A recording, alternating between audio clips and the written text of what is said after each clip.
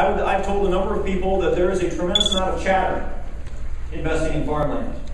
Various investment groups from Manhattan across the country have said, we want to invest in farmland. And they'll call me up and we'll talk about it, and I'll send them information, and nothing really ever happens, because I think one of the key things is execution.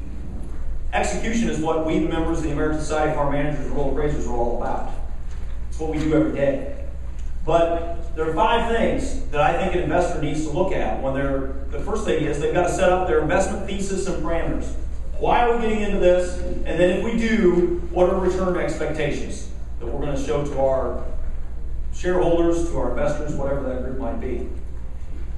So they've got to define that up front. And then they've got to have an acquisition strategy. Are you going to partner with one person to do the whole country?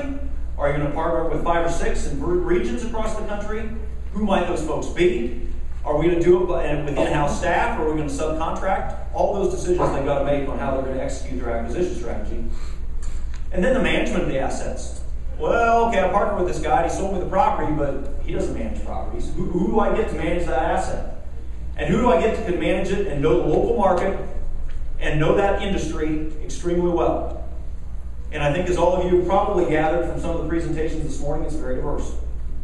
From corn and soybeans to Indiana to, 200 plus crops in the state of California.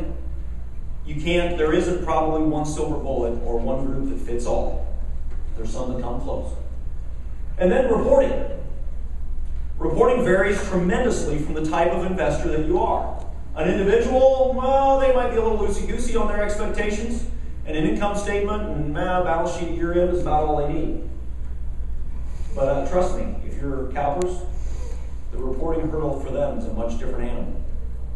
And so you want to partner with somebody who can deliver to that level. And if you're watched like a hawk by the SEC, that becomes pretty critical. And then last, mark-to-market valuation. Now, I added this because we've got a lot of appraisers in this organization, and the appraisers fill that function extremely well.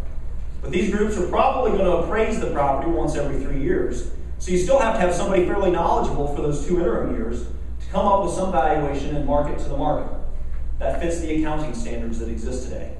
So execution becomes a challenge for these groups on those 5 areas.